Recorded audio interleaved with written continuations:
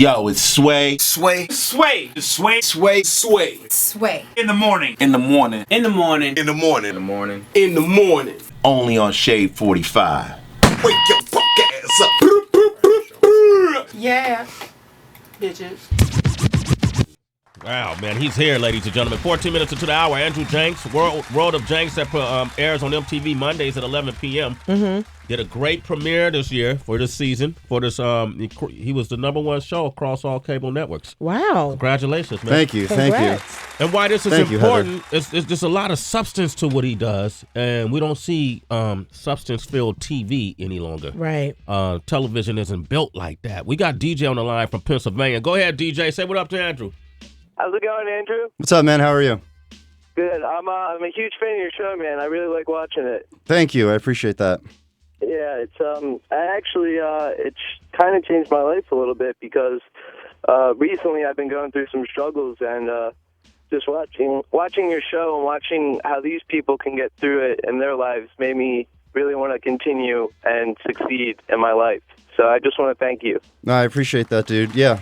Man, you must get that a lot because your show kind of gives a spotlight to people, like you said, would never have a spotlight on a network like MTV or any other network for that matter. How do you select which stories you're going to follow? You know, when you put out like a blast or whatever online, MTV show looking for interesting stories or what have you, everyone and their mom and their sister and their grand will come out saying, "Oh, I got a crazy story. You wouldn't believe it." So we actually almost avoid all of that and just look for people that almost wouldn't ever want to be on reality TV and almost despise the idea. Yeah. And so we go out and with a research team and just try and find these people. So I wanted to do some serious, substantive storytelling. I wanted to do something about healthcare with someone who was like on the verge of death that was, young, 20s.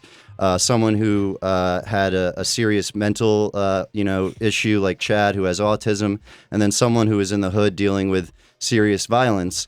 And so we went out and just did a ton of research to find these people. And I had to convince a lot of them to even do the show because they were like, reality TV, I'm not doing that. And so each one has their own story as to how I was able to find them. I want to talk about D-Real because I was born and raised in Oakland, and his brother and his best friend were killed. He's a dancer, correct? Turf dancing, which dancing. is big in the Bay Area. But dancer. Okay, my little cousin Quasi was a turf dancer, and we were just last week when I was in Oakland.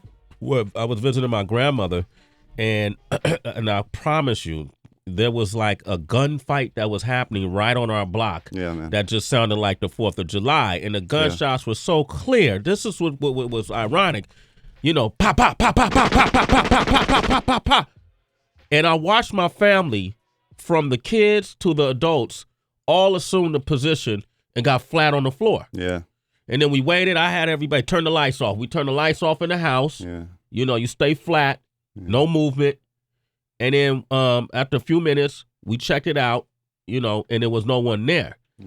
And then everybody went back to conversation like it was just normal. And I was like, it's something really, sick about this, that this is the norm, especially in Oakland. Went outside, I saw all kind of shells right in front of my grandmother's house. In Oakland, people carry around their guns like it's their cell phones. Yeah. No joke. And people it requires like a massive school shooting for anyone to even start really talking about it, which is just, it's fucking terrible. Like, it's in Oakland, you have to like be aware of at all times. And it's not just because I'm some big white boy. It's just it's the facts, especially when you're there in East Oakland and that sort of thing. And he's a great story of where, I was telling you earlier, we found him through YouTube. D-Real. Someone sent me this video called Dancing in the Rain. Yeah. And it was this sick video of this guy just dancing in the rain in Oakland.